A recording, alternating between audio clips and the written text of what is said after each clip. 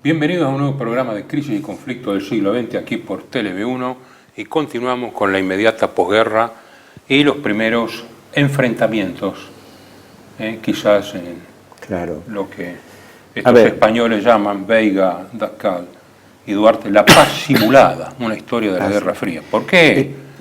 Acá hay un tira y afloja, pero también hay una pelea en el directorio. La guerra simulada y la paz simulada. Bueno, la farsa, a los espectadores, nosotros le debemos un programa especial, que probablemente venga pronto, sobre qué fue la Guerra Fría, que quizás tendríamos que haber empezado por eso como encuadramiento. Pero a esto lo llamo yo, prolegómenos de la Guerra Fría. ¿Cómo fue que de una alianza imperialista, capitalista norteamericano, soviético, ruso por otro, se llegó a una victoria sobre el eje, pero inmediatamente atrás estaba la semilla de la discordia? Ahí habría mucho que hablar. Los alemanes, desde el punto de vista geopolítico, habían identificado esto como conflicto este-oeste, que no es lo mismo que el enfrentamiento interimperialista soviético-norteamericano. Pero todo eso se lo debemos a los espectadores a posteriori, y ahora la idea nuestra es avanzar en este programa en 3 capítulos que a nuestro entender nos parece que son relevantes para plantear el tema. ¿Qué pasó con la crisis y guerra civil en Grecia? ¿Qué pasó con la crisis de los Balcanes y el afianzamiento de Tito en Yugoslavia? ¿Y qué pasó con la crisis de Berlín? ¿No? ¿Por qué? Porque fueron los primeros capítulos donde las potencias antes aliadas se fueron a las manos. A las manos no se fueron nunca. A las manos no se fueron nunca. A las manos limitadamente, quiero decir, había tiros. Tenían sus comparsas para hacer obviamente. Quise decir, pero no. Ya lo de Hungría, acordate lo de Hungría en el 56. Es una expresión, lo que quiero decir. No podían irse lo tampoco. Que quiero decir Después vamos a explicarlo muy bien en la guerra, cuando hablemos de la Guerra Fría, a partir del techo atómico de los armamentos, según la tesis de Kozlowski y otros. Vamos. Pero ahora no nos adelantemos. Entremos brevemente en este bloque en lo que fue la Guerra Civil griega. Lo hemos visto ya durante la Segunda Guerra Mundial, el teatro de los Balcanes, fundamentalmente la zona de Yugoslavia, pero también Grecia, fueron motivo de grupos de resistencia organizados. En Grecia fue un poco complicado porque había un gobierno que fue después tildado de colaboracionista, ¿no? Cuyos jefes fueron después penalizados, algunos ejecutados, etcétera, de colaboracionismo con los alemanes, porque Grecia comercializaba el 90% de su producción con Alemania, ¿no? Bueno, pero lo concreto fue que un grupo que se fue consolidando de línea comunista, el ELAS era el nombre, era la guerrilla. En realidad había dos grandes grupos. Uno era el ELAS, Ejército Popular de Liberación Nacional, que era el más organizado y el que estaba más dirigido... Pero tenía el nombre de Grecia, ¿no? Ya que ELAS es Grecia. Sí. Es Grecia, sí. Y el otro era el rival, pero también comunista, era el EAM, Frente de Liberación Nacional griego, que ya se habían ido afianzando, como pasó en los otros países de Europa, en Francia, en Italia. Se afianzaron por las armas porque eran los grupos guerrilleros más organizados. Ahora, ¿qué ocurre? Sí, no nos olvidemos también del EDES. EDES también. El EDES era el grupo derechista que estaba en el exilio en el Cairo y se agrupaba en torno al rey Jorge II, que era apoyado directamente por el Imperio Británico. No olvidemos que Churchill siempre tuvo una especial consideración por el tema Balcanes, ¿no? Geopolíticamente. Pero la monarquía griega fue una monarquía de subordinación, 150% subordinada a la corona británica hasta el final. Lo que vos dijiste, efectivamente, no fue otra cosa. El EDES. ¿Por qué? Porque el rey Jorge II... Tiene un antecedente, eso que dice Horacio, lo de Grecia y Inglaterra. Missolonghi, la campaña de Missolonghi y Lord Byron, que estuvo Lord Byron ahí. Eso viene de la guerra de liberación de Grecia frente a los turcos, y ahí metieron el pie los ingleses, aparte de llevarse los frisos del Partenón, nunca más la soltaron hasta que cayó la monarquía, ¿cómo se llama? Con la revolución de los coroneles en el 69, 68. Bueno, no voy a hacer ahora el recordatorio, pero yo hice énfasis en la importancia de las relaciones paralelas Churchill-Stalin durante la Segunda Guerra Mundial. Inglaterra y la Unión Soviética firmaron una serie de acuerdos, y los acuerdos que le preocupaban por la geopolítica del Mediterráneo Oriental a Inglaterra era la preservación de su influencia en los Balcanes y fundamentalmente Grecia. Grecia era la pieza clave. Por eso en el año 44 creo que fue que se firmó un famoso acuerdo que después dio lugar a todo un escándalo cuando fue difundido, el acuerdo de porcentajes, donde se combinó entre Stalin y Churchill la subdivisión de influencias en los Balcanes, donde se establecía 90% de intereses de Rumania a la Unión Soviética y 10% de influencia británica, y la inversa, 90% Gran Bretaña en Grecia y solo 10% de participación soviética. 100% soviética.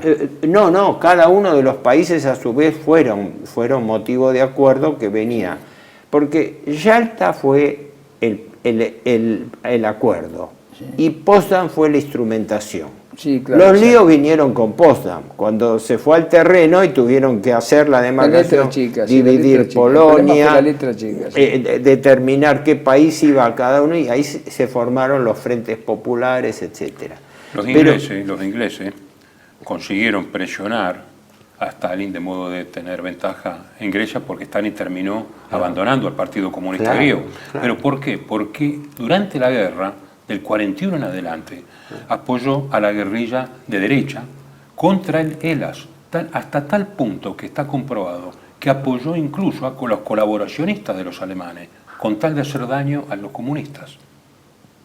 ¿Pero eso cuál era el sentido? Por ejemplo, en Creta, el libro de Víbor sobre la campaña de Creta también no solo habla de la toma de Creta, sino el foco de resistencia muy, muy difícil que fue Creta para los alemanes, más por la orografía. Y cómo los ingleses seguían apoyando a la guerrilla griega. Exactamente. ¿Sí? A la guerrilla griega monárquica, porque desde el Cairo se mandaban los suministros. Pero ojo, hay un detalle importante que después se planteó también con Yugoslavia y la ruptura con Tito. Stalin bajó línea con respecto a que no se apoyara al ELAS y EAM, porque era respetuoso de los acuerdos con Gran Bretaña. Sí, claro, exactamente. Y eso tenía una explicación táctica que era también una explicación racional. La Unión Soviética no es que salió, después lo vamos a ver por separado, tan victoriosa y omnipotente de la guerra. No salió omnipotente, victoriosa salió, de hecho. Victoriosa sí. Pero fue una victoria a lo pirro también, ya sé, pagó 20 millones de muertos. El desgaste que sufrió en hombres, en destrucción, hacía que la Unión Soviética estaba lejos de poder hacer una intentona militar como difundieron los aliados. Sí lo suplía desde el punto de vista político-ideológico, porque tenía sus quintas columnas, que eran los partidos comunistas que se habían desarrollado en Occidente. Pero Stalin bajó línea especialmente de que no se alimentara el conflicto militar de guerrilla en la Grecia de posguerra, lo mismo que en Yugoslavia, con lo cual chocó no solamente con los comunistas griegos, sino chocó con Tito, porque Tito al revés, Tito apoyaba el ELAS y el EAM porque quería tener un frente diversivo, porque estaba en conflicto con Inglaterra y Estados Unidos. No, con Stalin estaba en conflicto. Con Inglaterra está subordinado Tito desde el 43. El hijo de Churchill estaba en el... Es decir, es un error, creo yo, creer que Tito era un hombre independiente. Tito nunca fue independiente, fue un hombre que dependió de Londres, y Londres le puso las condiciones y destruyó el gobierno, no te olvides que destruyó el gobierno yugoslavo, el mismo gobierno yugoslavo pro-británico de Pedro II, ¿no? En ese momento, después Tito hizo una buena maniobra pendular. Yo creo que Tito después... Tito lo que quería era una Macedonia, el norte de Macedonia, la quería para Yugoslavia. Y si no, una Macedonia república socialista independiente. Sí, por supuesto.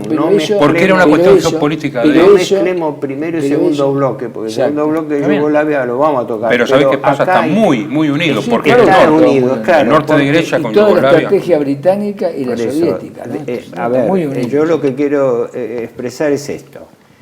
Mientras que Stalin indicaba algo así como parar la mano con la guerrilla y asociarse al pacto de apertura democrática con la renuncia, la caída del rey Jorge II, que Jorge II abdica, renuncia enseguida, fue parte del acuerdo, ¿no?, para dar lugar a la República ya desde el año 44, cuando estaba Georgios Papandreou, que después, no confundir con el hijo de él, Andreas Papandreou, que gobernó mucho después. Uno peor que otro. Pero el hombre de Gran Bretaña era Papandreou, ¿no? Sí. Con él se constituye un gobierno provisorio, al cual el ELAS no participaba y le movía la guerrilla. Sí, sí. El nudo de resistencia más fuerte estaba en la Macedonia, en el norte, en la zona montañosa. Sí, sí. Y ahí era donde Tito, tomando lo que es, ahí tuvo una controversia, la Macedonia yugoslava, le pasaba aprovisionamiento y apoyaba la guerrilla del ELAS contra el gobierno Papandreou. Mientras que Stalin estaba indicándole de no ir a la confrontación y entrar en un frente de tipo Frente Popular. Pero Lelas se negó a la injerencia stalinista en un momento. Exacto. Claro. ¿Por qué? Porque Lelas quería seguir la lucha. Reino Unido de Gran Bretaña y el Reino Unido de Gran Bretaña. Es que el la destino... última ratio es esa. Pero es que el destino de todos de los más débiles es que están en un juego de tablero a ver quién pulsea más en uno u otro, y es una moneda de cambio. Exacto, que es una moneda Porque de cambio. acá hay que señalar esto. Hubo en febrero del 45... Todavía no había terminado la guerra al final, pero ya los Balcanes desde fines del 44 estaban en manos aliadas, ¿no? Se firma un pacto, el Pacto de Barquiza, en febrero del 45. En realidad fue auspiciado por Gran Bretaña y la Unión Soviética, donde se auspicia un gobierno con elecciones parlamentarias, caída de la monarquía, afianzamiento de la república y alianza. Ese es el acuerdo que el ELAS no acepta.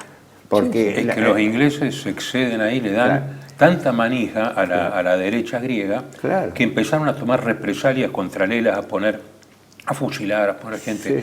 Es más, los ingleses en la masacre de Atenas de noviembre, creo, del 44, que mataron a más de 100 personas. Los espectadores. Inglaterra jugaba, como hizo siempre en su historia, a dos puntas. Por un lado apoyaba a la gente de derechas para la monarquía que dependía, que era súbdita de británica, la monarquía. Igual que la monarquía de Yugoslavia, ¿no? La monarquía de Yugoslavia es súbdita británica.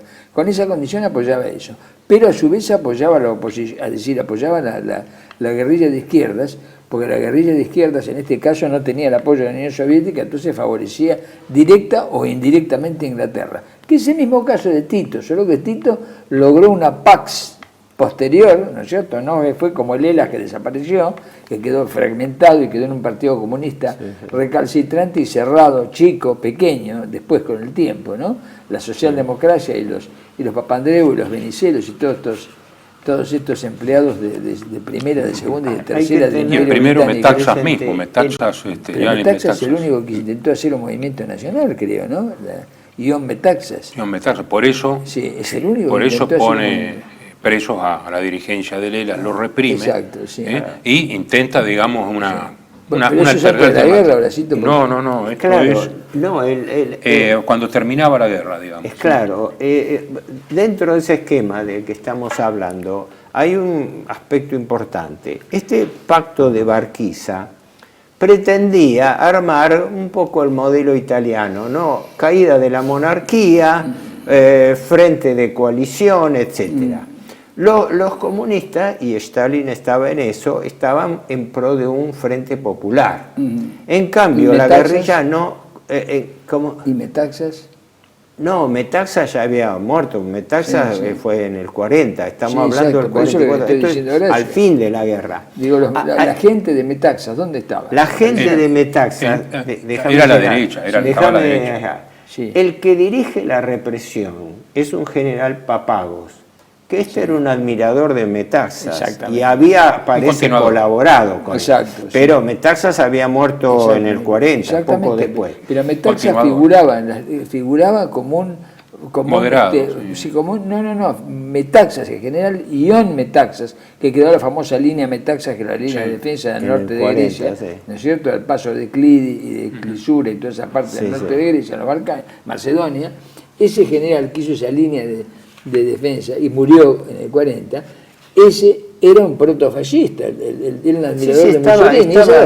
Estaba en un alineamiento, nada más que entró en conflicto por la invasión de Mussolini a Grecia. Pero más que nada el alineamiento era social, eran las cosas de gobierno, porque consideraba que el fascismo era útil para Grecia. Es el día de hoy que todo se habla en los libros de la dictadura de Metaxas, la dictadura de derecha, la dictadura, etcétera. Ahora, acá hay algo importante que es lo siguiente.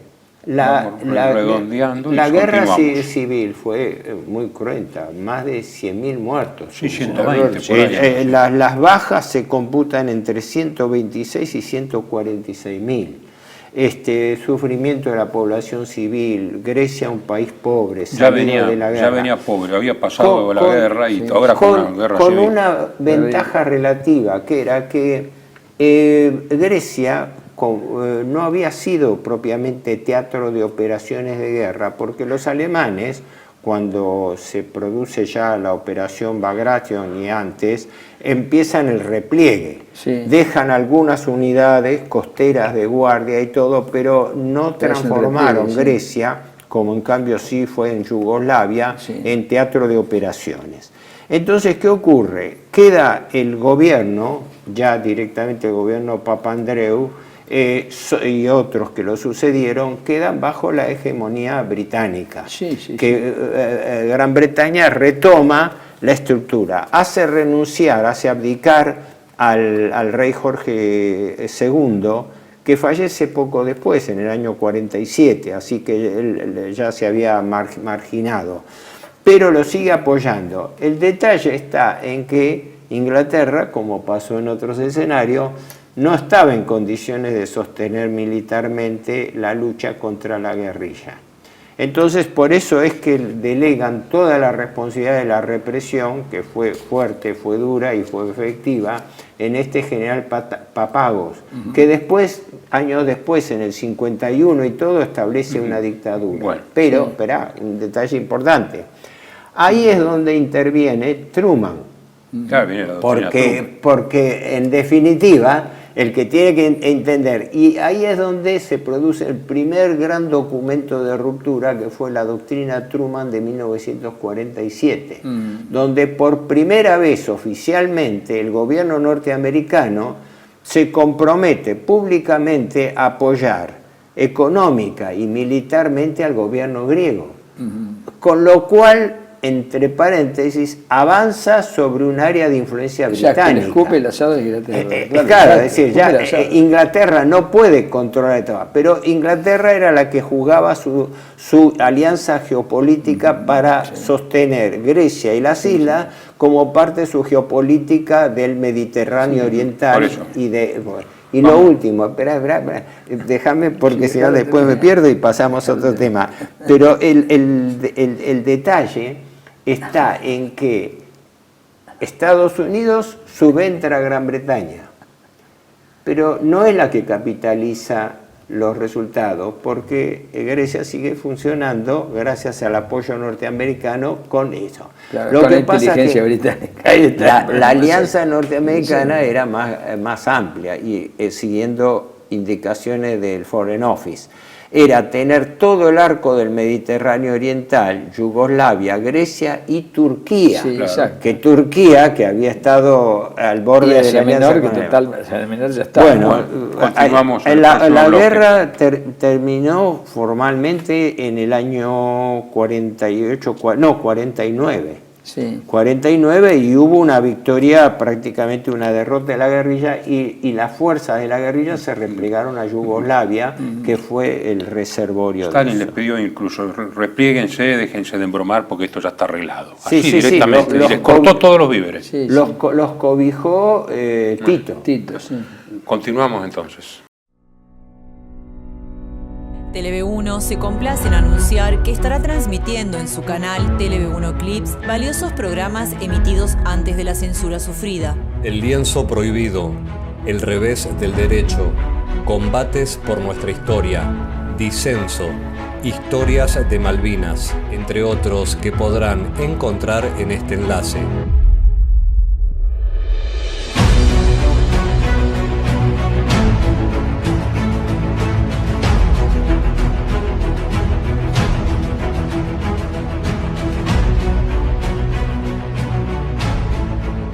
Agradecemos su aprovechamiento y difusión. Bienvenidos a CEPA, Centro de Estudios del Pensamiento Americano. Nuevo sitio web de cursos de formación en política, filosofía, historia, literatura, geopolítica, religión, psicología y más. Cursos de formación que reflejan el verdadero pensamiento americano. Lo invitamos a elegir el curso de su agrado ingresando en www.cepa.la.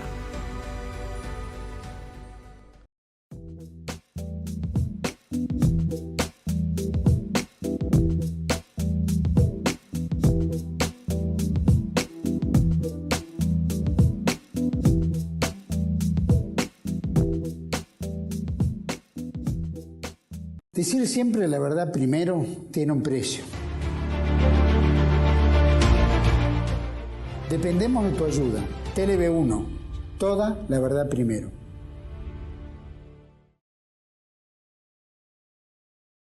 Continuamos ahora con el caso de Yugoslavia. Claro, Yugoslavia era palabras mayores en relación a lo que vimos en el primer bloque de Grecia, porque en Yugoslavia y en todos los Balcanes hubo una guerra sangrienta, cruzada, la hemos visto en etapas durante nuestra explicación de la Segunda Guerra Mundial, pero fue una especie casi de lucha de todos contra todos, porque las alianzas cruzadas hicieron que durante la época de grupos de resistencia a la ocupación alemana e italiana se perfilaran distintos grupos enfrentados entre sí. Los más importantes fueron los Chetnik, que eran serbios y dependían del gobierno en el exilio de Londres, con Mihailović a la cabeza. Pero porque eran monárquicos. Monárquicos, es claro. Es contra Tito, que era comunista. En realidad, Tito tenía una larga trayectoria comunista. Sí. Había sido un comunista, no digo de la primera hora, pero creo que él desde el año 19 y fue un combatiente, y fue un tipo pesado desde el punto de vista de que... No, es una personalidad importante. Sí, claro. Vivo, hábil. Hay que ser hábil para manejarse entre esas fuerzas, ¿no? Entre Churchill y Stalin. Bueno, yo creo que lo hemos mencionado, que vivió acá unos años y que en esos años trabajó en el ferrocarril Salta-Antofagasta. Trabajó ahí. Hay una placa hoy en la estación Santa Rosa de Tastil, en Salta, en el tren. Porque él era exiliado, había estado en varios países. Si uno va a la localidad de Santa Rosa de Tastil, que es una estación de tren, en el tren el famoso tren de las nubes, en San Antonio Cobre, va a encontrar una placa que dice: acá trabajó Josef Broz Tito, jefe. Y después se tuvo la Guerra Civil Española, fue comisario político. Ahí hay toda una controversia si era el verdadero Tito. Trabajó para una famosa organización de prostitución acá en el año 20 y estuvo preso en Rosario, y había un prontuario de él acá que lo hicieron desaparecer. Un aventurero, además. Era un aventurero, pero no se le pueden negar méritos de conductor, jefe político. ¿Por qué? Porque él dio un escalón más alto que la guerrilla. Llegó a constituir unidades regulares. Había ejército. Al fin de la guerra tenía 800.000 hombres y mujeres bajo armas. Claro. Aquí tengo los datos con las bajas de Yugoslavia, porque Yugoslavia fue terrible, porque hubo la guerra partisana contra los alemanes, una represión también, y además hambrunas, hasta unas elecciones del Río de Daille del 43, matanzas. Y la guerra civil continua entre ellos. Por eso la guerra civil, que conviene, acá no lo dijimos, pero hay que decir, empezó en 1900, cuando se inventó el reino de Yugoslavia, de los eslavos del sur, de Yugoslavia, en 1919, y al día siguiente empezó ya la reacción. El 11% de la población hubo de bajas. Bueno, recordemos simplemente como mención, Yugoslavia como Checoslovaquia fueron países creados artificialmente por el Tratado de Versalles. En el caso de Yugoslavia quizás era el más irritativo porque reunió 7 países o regiones distintas, ¿no? Zorros con gallinas. Croacia, Eslovenia, Montenegro, Serbia, que era la que piloteaba en realidad la realidad. Dalmacia, que era una provincia, Bosnia-Herzegovina, incluso Kosovo, que Kosovo era una provincia. Albania, En definitiva, era un collage de pueblos que a su vez tenían sus propios. Y la Dubritza, que es un pedazo de la Macedonia. Y Macedonia. Todo eso para crear el reemplazo del Imperio Austrohúngaro con la Petite Entente, algo manejado incluso con mucha injerencia francesa. Sí, claro, bueno, de Versalles. Pero ahora, ¿qué pasa? El primer problema que se presenta con el fin de la guerra es que ahí la cosa venía a definirse a cuchillo, no se iba a definir pacíficamente. Quizás el paradigma de eso fue la represión incruenta y salvaje contra los croatas, los Ustacha, el gobierno, porque Croacia había sido Estado independiente y aliado de Alemania durante la guerra, bajo el genocidio del pueblo croata. El genocidio del pueblo croata, perpetrado nuevamente, encontramos nuevamente, siempre está a la mano de los escones, siempre hay uno que está comiendo escones. Es decir, es el hombre, el encargado de eso, que es el delegado político en el Comando Supremo que estaba británico, que estaba en Caserta, a los aliados estaba en Caserta. El comandante supremo era un inglés, no era un norteamericano, el mariscal Alexander. Y había un delegado político del gobierno inglés, que era Harold Macmillan, que después fue primer ministro. Harold Macmillan es el que viaja a sur de Austria para rechazar a los croatas, que habían pasado, y los croatas, el gobierno croata creyó inocentemente, el mando militar croata, que haciéndose los democráticos iban a ser aceptados por los aliados, al menos como prisioneros. No, fue esto, una masa muy grande de militares y civiles se entregó a las tropas inglesas. Las tropas inglesas la recibieron y cuando los tuvieron los entregaron ni siquiera a los rusos. Creyendo que los iban a tomar prisioneros, sí, pero prisioneros para después recuperar una democracia en Croacia. Y no hubo ni siquiera tratativas. Los rechazaron y les pidieron que se entregaran a los partisanos. No, hay un libro de una, y el hombre que se encargó de eso reciente, se llamaba Harold Macmillan, que después fue primer ministro. Hay un libro de una señora reciente que yo conocí hace poco, que escribió un libro muy medido, aunque yo tengo el grueso libro de la estudia croática, que ahí es de lapidario. Se cree que de Bleiburg, la matanza de Bleiburg, por distintos números de la estudia croática. 150.000 croatas civiles, militares. Pero la traición, la perversidad británica fue que esas columnas que venían siendo hostigadas se rindieron a los ingleses. Los ingleses los acogieron en principio, pero después los fueron para desarmarlos. Pero entregaron las armas, le dijeron que entregarse a los. Y bueno, eso es justamente lo que quiero decir, que se entregaron a los ingleses para no caer en manos de los comunistas. Los ingleses los desarmaron y los fueron entregando y los iban entregando por lotes que a su vez eran siendo masacrados por marchas de la muerte y por fosas comunes.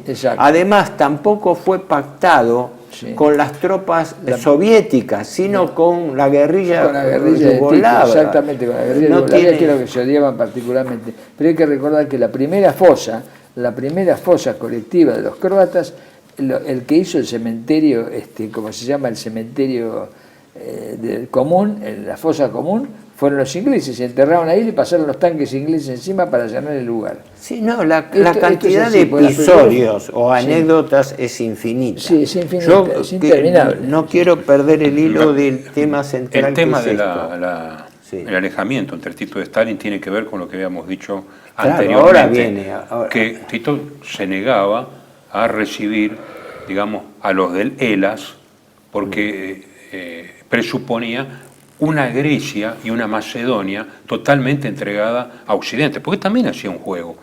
Entonces Stalin lo manda a llamar, porque dice Tito, si ustedes han abandonado de modo egoísta los aliados balcánicos y no nos dan autonomía para desarrollar el socialismo, según nuestros propios rasgos. Entonces lo manda a llamar. Y deben estar lamentando después muchísimo el no haberle hecho una muerte tipo Boris de Bulgaria, porque le permitieron regresar a Tito. Y cuando Tito regresó, ahí directamente se manifiesta contrario. Hay que leer las memorias de Milovan Djilas, que era el delegado de Milovan Djilas. Dice que en las distintas reuniones con Stalin, en que estaban otros funcionarios del gobierno, que en la mirada de Stalin él notaba que Stalin, si podía, lo mandaba directamente a Siberia o lo ejecutaba. Que esto era muy claro. No, que la conferencia de Varsovia, entonces Stalin dice, regresó a Belgrado, dice, no, armemos una nueva conferencia ya de jefes de Estado, le da una categoría total de jefes de Estado, y dice que Tito se rió a carcajadas cuando recibió la invitación, con la aclaración de que confiaba que acudirían los primeros ministros de los países del Cominform, y dijo, los asuntos exteriores son de incumbencia del Ministerio de Asuntos Exteriores, Yugoslavia estará representada por Stojan Simic, nuestro ministro de Asuntos Exteriores. Y no fue. Entonces vino de Moscú la orden de tirarse a fondo contra él. Y hubo una serie de intentos de atentado, que era muy difícil de hacerlo en Belgrado. Rankovic, era un encargado, digamos, de Stalin, ¿no? Y invadieron el domicilio y todo. Había un joven teniente de partisanos que debe haber disparado el tiro fatal, pero no figuraba, estaba allí en calidad de testigo. Fue el que había denunciado el caso y salvado la vida a Tito. Y Tito se divirtió. Se olvidaron, dijo a la mañana siguiente de la detención, de que yo estudié en la escuela de la Checa de la Lubianka. Claro. O sea, un personaje. Pero quiero volver a esto. El almirante Zaharias, Historia secreta de la Guerra Fría, del año 49. Pero permítanme volver al encuadramiento, que me parece lo más importante, más allá de todos estos episodios. Tito entra en conflicto con los anglo-norteamericanos por el norte de Yugoslavia y porque se apropia de la península italiana de Istria, con Trieste a la cabeza, y parte también de Dalmacia y todo. Ahí es donde viene el lío, porque no nos olvidemos que durante la guerra ya Italia con Mihailovich, los Chetnik y con el visto bueno británico habían hecho una especie de consenso de acuerdo y querían salvaguardar una Yugoslavia no comunista. Exacto. Por lo cual, el primer conflicto se arma en Occidente, donde, pongámonos en el lugar de Tito. ¿Lo atribuís a los norteamericanos o a los ingleses? ¿Cómo? ¿Vos lo atribuís a los norteamericanos o a los ingleses? No, los ingleses eran los que... Los norteamericanos adherían a los ingleses, no tenían... Pero los ingleses lo apoyaban a Tito, ¿no? Pero no hay ninguna duda. Hubo una confrontación de intereses porque los ingleses dieron una aprobación limitada. Los ingleses tienen una geopolítica perfectamente definida. El Mediterráneo oriental es nuestro. Y todo el que quiera asomar la cabeza, cuidado.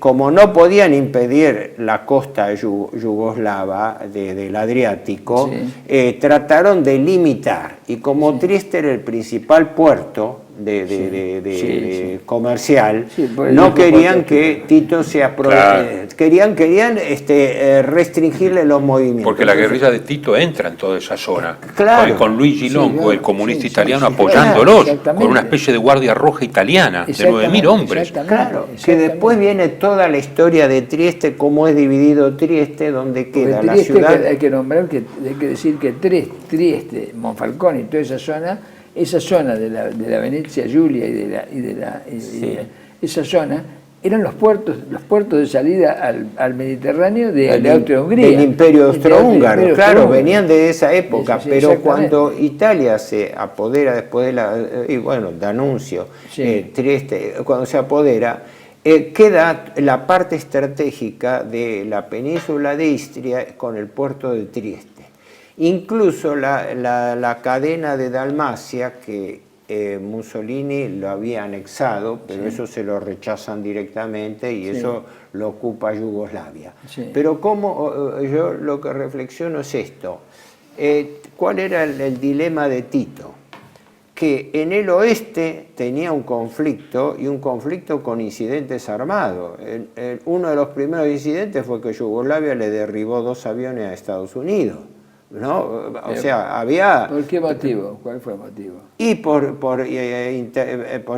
entrar en espacio yugoslavio. Es decir, ahí se estaba peleando por definir cuál era la consolidación de la frontera de Yugoslavia, porque no nos olvidemos que Yugoslavia en ese momento era un caos interno dentro de cada uno de los estados. Por ejemplo, en Eslovenia, ¿no? Y a su vez, dentro de esos estados, porque en realidad el nombre, la realidad era distinta, ¿no? El nombre era Federación Socialista de Yugoslavia, cambió 3 veces el nombre, ¿no? Le daban Federación Socialista de Yugoslavia, Federación de República Yugoslavia, pero eran lo que quería manejar Tito, que paradójicamente Tito era croata, era hijo de padre croata y madre eslovena. ¿No? Y sin embargo fue uno de los más feroces represores de Croacia contra los Ustacha de Pavelić. Ahora, entonces, yo digo, hay que imaginarse la composición del lugar en su momento.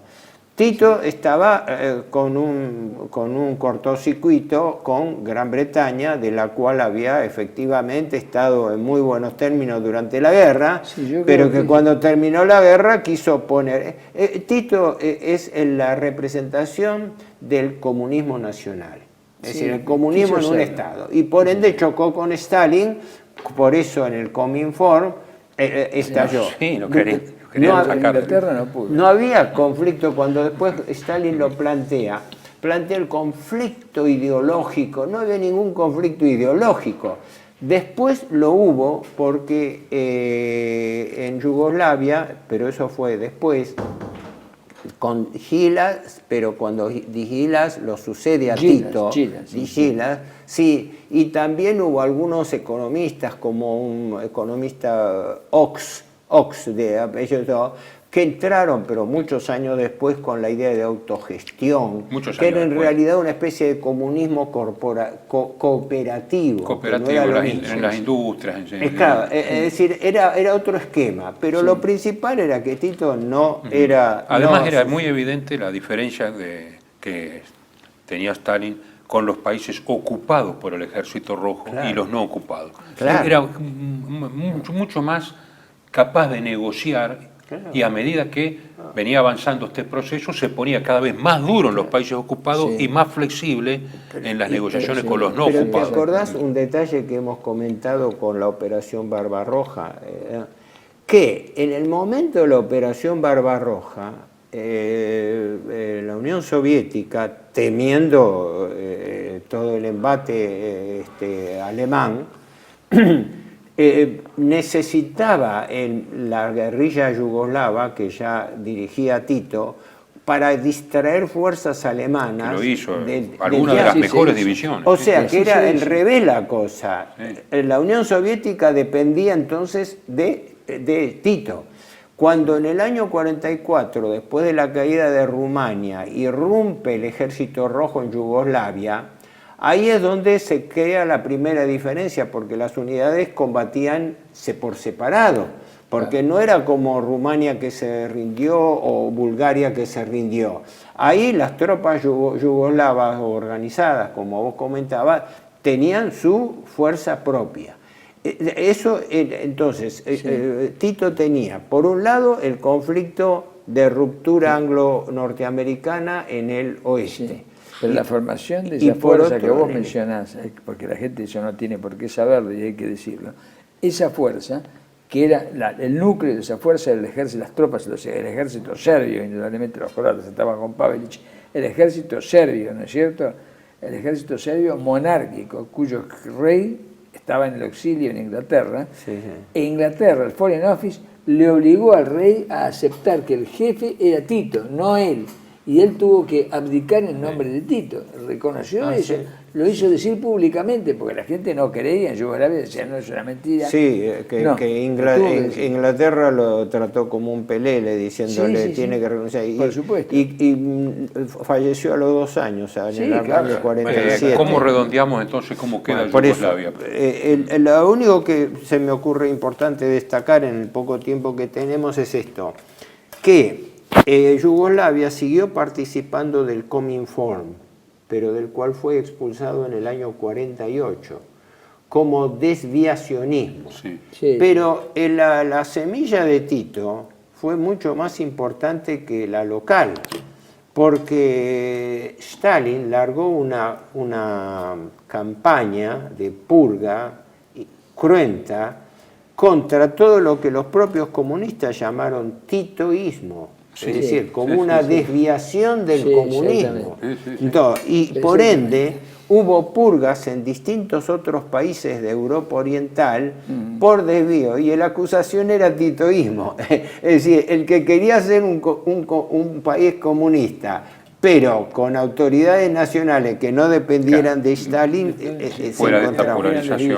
A ver, creo que no, de lo más importante que se puede decir, lo único que quedó marcado esta diferenciación, incluso lo que se llamó el periodo de Informviro, entre el 48 y 55, que Tito seguía mostrándose como comunista, porque en el 55 Tito es el que encabeza el movimiento de los no alineados. Con la conferencia de Bandung. Bueno, claro, por supuesto, pero ahí está el tema, es decir, Tito se hace socialdemócrata y la capital de la socialdemocracia es Londres. Tito se va haciendo socialdemócrata, se va transfigurando en socialdemócrata. Bastaba ir a Yugoslavia. Yo no sé si después se lo puede seguir. Pero ojo que está el proceso de descolonización y Inglaterra es cada vez más débil. Bueno, vamos ahora al próximo bloque. Tele-V1 se complace en anunciar que estará transmitiendo en su canal Tele-V1 Clips valiosos programas emitidos antes de la censura sufrida. El lienzo prohibido, el revés del derecho, combates por nuestra historia, disenso, historias de Malvinas, entre otros que podrán encontrar en este enlace.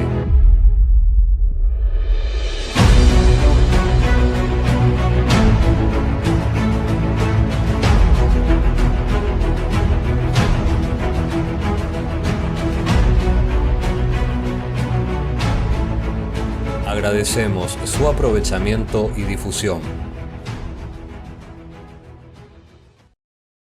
Bienvenidos a CEPA, Centro de Estudios del Pensamiento Americano. Nuevo sitio web de cursos de formación en política, filosofía, historia, literatura, geopolítica, religión, psicología y más. Cursos de formación que reflejan el verdadero pensamiento americano. Lo invitamos a elegir el curso de su agrado ingresando en www.cepa.la.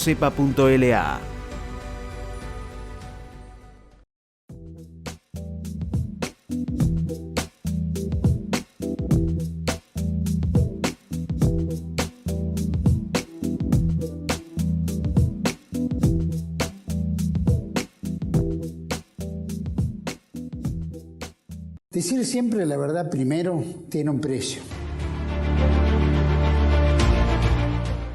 Dependemos de tu ayuda. Tele-V1, toda la verdad primero.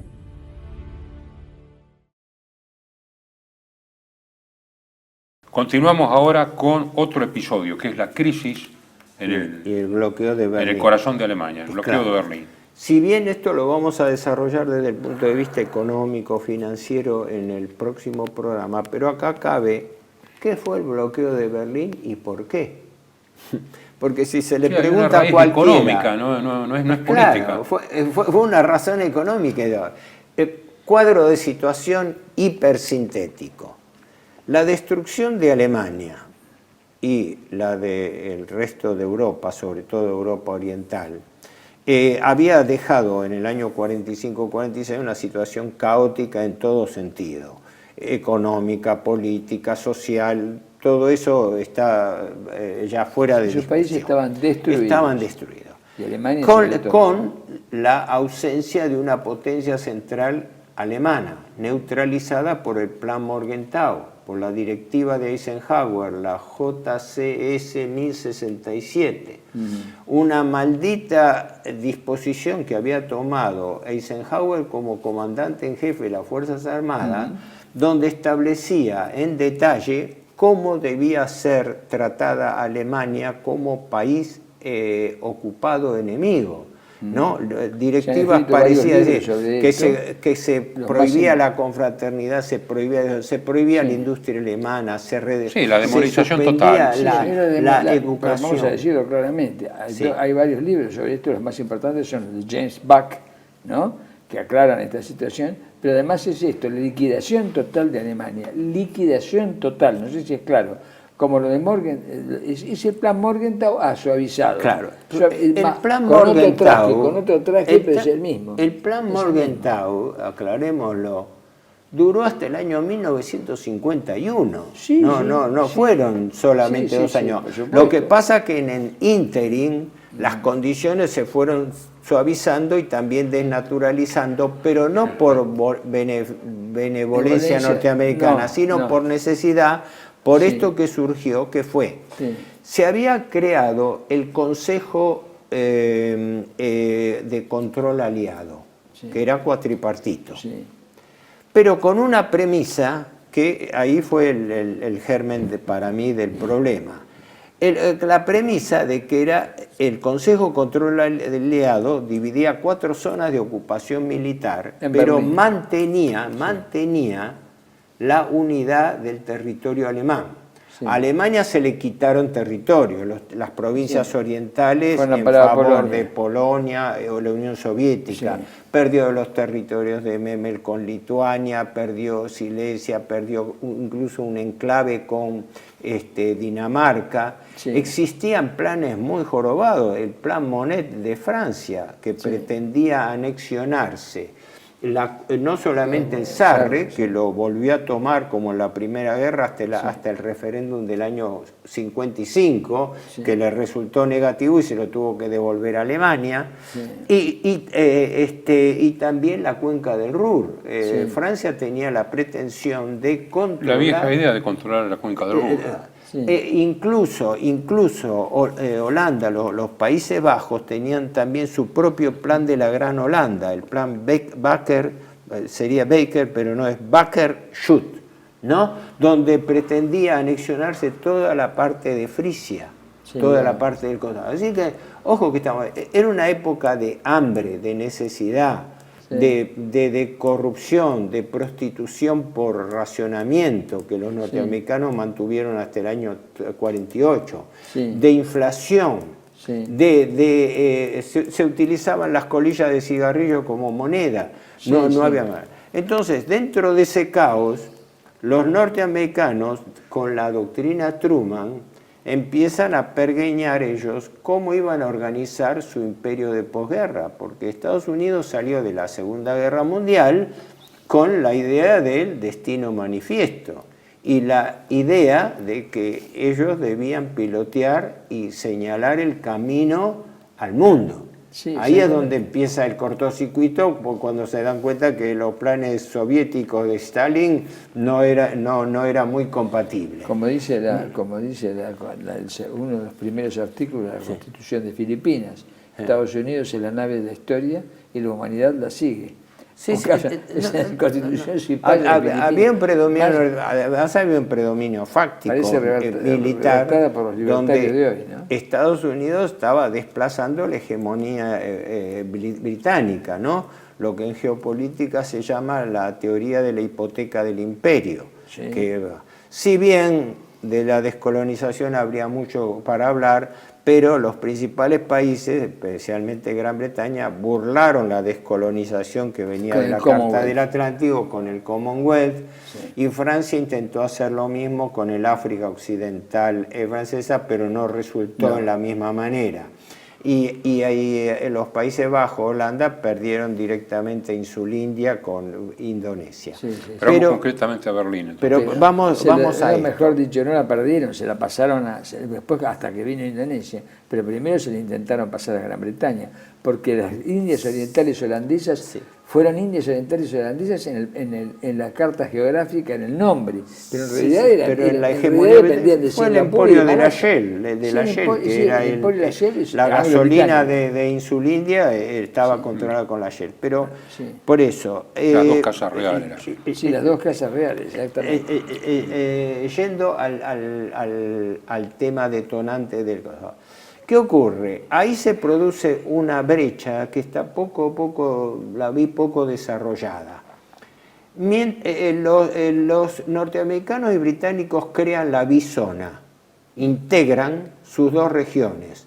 Sí. La de Francia no. La de Francia se sigue manejando con autoridades independientes, pero la bizona no. O sea que dentro de lo que era la Alemania occidental, sí. Los tres países no estaban totalmente integrados en cuanto a su diseño, pero estaban de acuerdo. El problema venía que tenían dividido el Consejo de Control Aliado, cuatripartito, con un representante de cada potencia, y dentro de Berlín tenían la comandatura, que era una réplica en pequeño, porque también Berlín, como es sabido, había sido dividido en 4 zonas, ¿no? Entonces, ¿qué ocurría? El compromiso sobreentendido era que Alemania no iba a ser dividida, cosa que había una tendencia contraria, porque Bernhard Baruch, en línea con el Morgenthau, había hablado de dividir Alemania en 5 países diferentes. Y había una tendencia subyacente revanchista y vengativa que quería eliminar Alemania como Estado. Sí. En cambio, con las dificultades crecientes y la necesidad económica de que no había forma de componer una economía europea sin restaurar el ordenamiento en Alemania, los norteamericanos fueron transigiendo y, no digo violando, soslayando cada vez más el plan Morgenthau, que quedó desdibujado totalmente.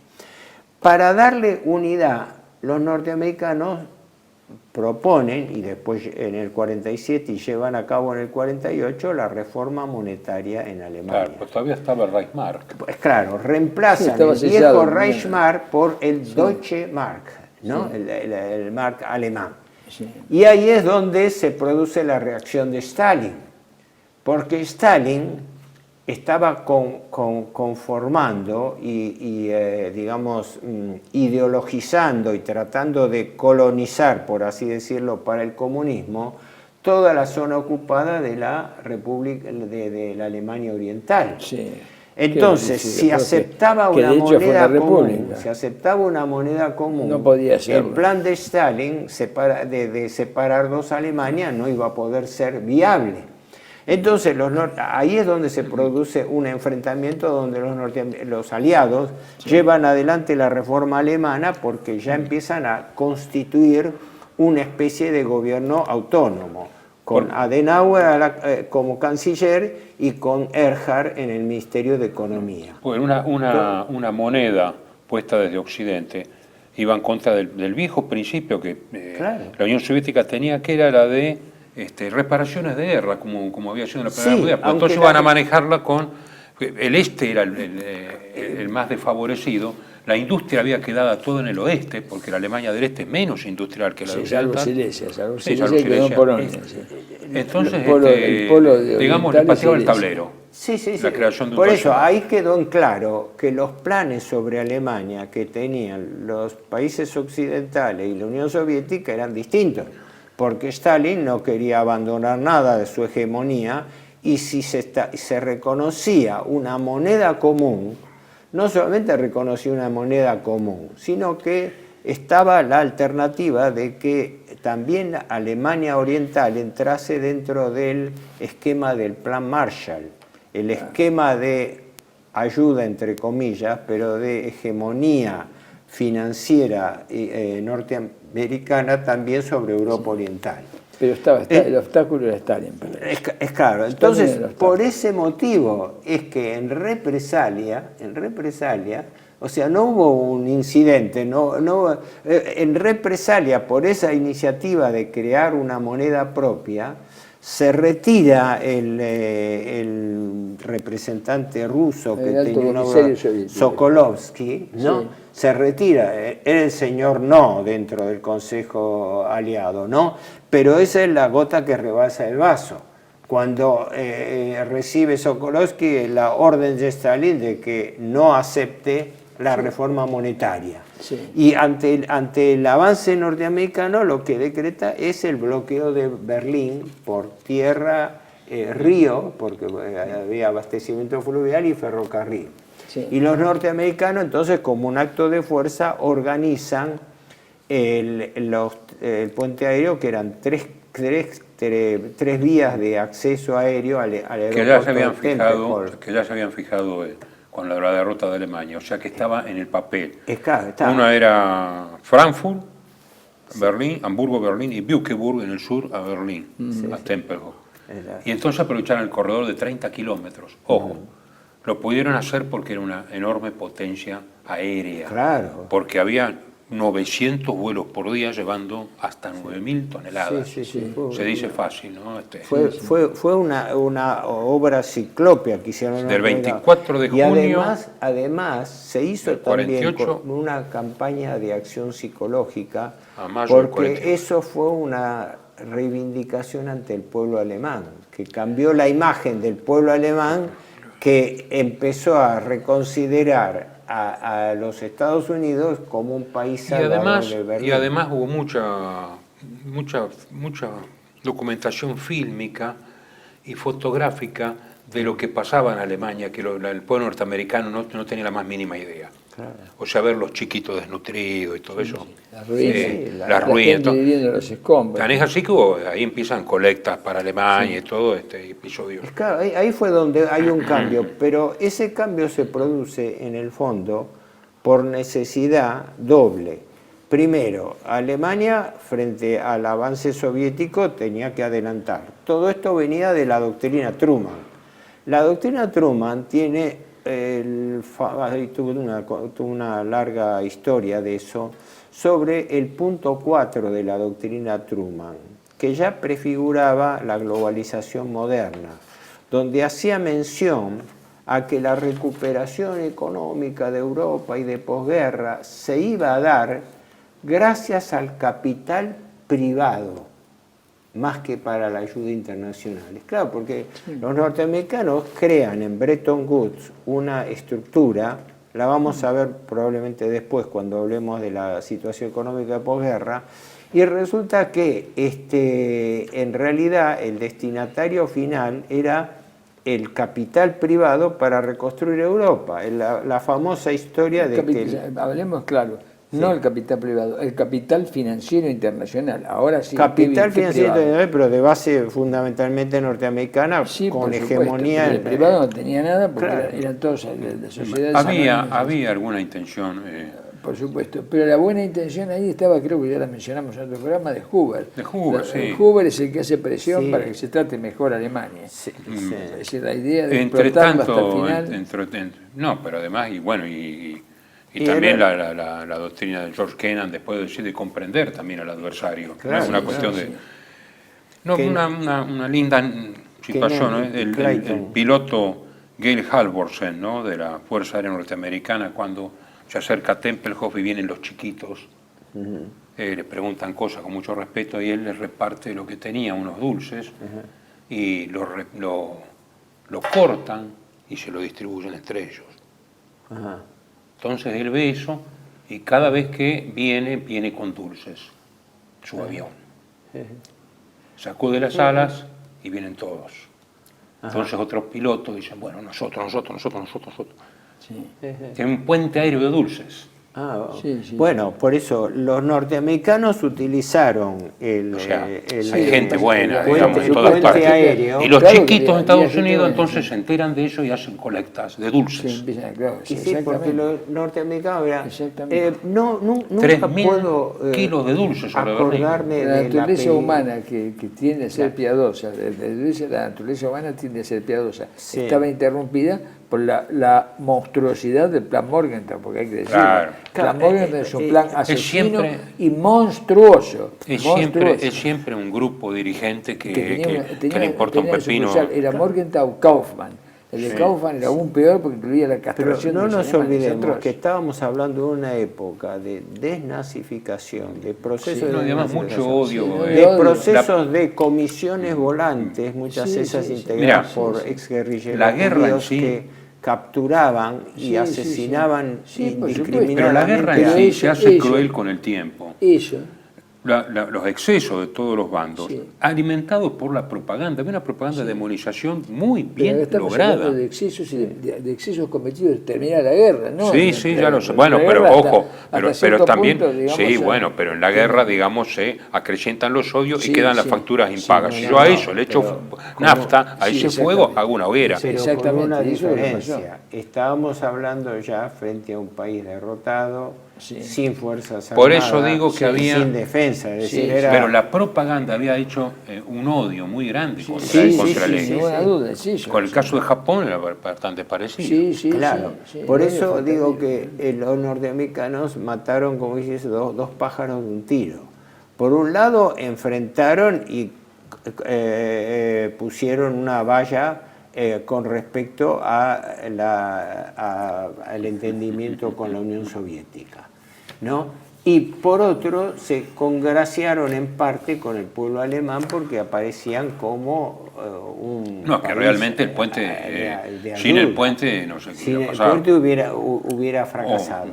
Por Eso- tierra no podían ir porque era invasión de Claro, territorio por soviético. eso hay que decir que esto que hemos dado a llamar, que se ha dado a llamar Guerra Fría, que después hablaremos más adelante, para mí dura desde 1946, o sea, cuando termina el juicio de Nuremberg, posterior a Potsdam, hasta 1953 en que se muere Stalin, y ahí se termina la Guerra Fría. Es muy probable, eso lo vamos a ver en un No, próximo Sí, programa. Pues simplemente ya, redondeando esto del episodio, del capítulo, no, episodio es mucho más focalizado. El capítulo del puente aéreo de Berlín fue en realidad más como demostración de fuerza y cambio de política alemana con respecto al tratamiento de la población alemana que una verdadera reacción militar, ya que los rusos no se atrevieron a confrontarla, tanto es así que tuvieron que caer en algo medio deshonroso, porque al año, a los 11 meses de puente aéreo, que duró creo que de junio del 48 hasta julio del 49, una cosa así, Sí, un año. Tuvieron que darlo por levantado, Hasta por mayo del finalizado, 49. como por fracasado. Y además porque los norteamericanos venían a caballo de constituir un gobierno alemán satélite, Sí. con Adenauer. No Exactamente. nos olvidemos que Adenauer, Sí. el que había sido alcalde de Colonia, ¿no? Sí. Estaba casado en segundas nupcias, porque él había enviudado de la primera mujer, con una señora cuya hermana estaba casada con un general norteamericano, Sí, que yo no me acuerdo, me confundo con Bradley, pero era otro. Tanto es así que cuando las tropas norteamericanas entran en la colonia devastada que habían bombardeado impietosamente. En el loteo de Colonia. Se dice que en un jeep este general norteamericano, así como entra en la ciudad, va derecho a la casa de Adenauer. Eran concuñados, para proponerle que él se haga cargo de la ciudad, y ya lo prefiguran a Adenauer como un hombre de su confianza. Y eso luego con el grupo. Pero eso cumplió con creces todo lo que le impusieron los vencedores de la guerra, menos la Unión Soviética, los aliados occidentales. Todo lo que le propusieron a Adenauer los aliados occidentales lo cumplió con creces. Y solo pudo sacar algunas leyes entre gallos y medianoche, solo pudo sacar algunas leyes en el año 53, a escondidas en Navidad y demás, para darle rango militar a algunos hombres que habían quedado fuera de la ley. Es decir, instituciones que habían quedado fuera de la ley, como las SS, para mí, la Waffen-SS les dio estatus militar en el año 53, aprovechando el fin de año, aprovechando que había muerto Stalin, metió eso. Pero eso, contra la voluntad norteamericana, fue una de las pocas cosas que hizo. Estaba absolutamente condicionado. Desde el fin de la guerra con Adenauer hasta hoy, Alemania es una potencia económica, pero es un satélite político de los Estados Unidos. No sé si los Estados Unidos de todo, pero en este momento, por ejemplo, la OTAN está jugando de una manera distinta. Es un producto de la pérdida de la guerra. A lo que vamos es esto, para redondear solamente una conclusión sobre esto de Berlín. Que el capítulo de Berlín fue, por eso hablamos de la guerra civil en Grecia, de las luchas y desinteligència en consecuencia de la lucha de lo que empezó en 1919. Esta cuestión, la crisis de Berlín, que ya digamos ya es la consolidación de la Guerra Fría, a la cual nos vamos a referir más adelante. Muy bien, continuaremos en otro programa.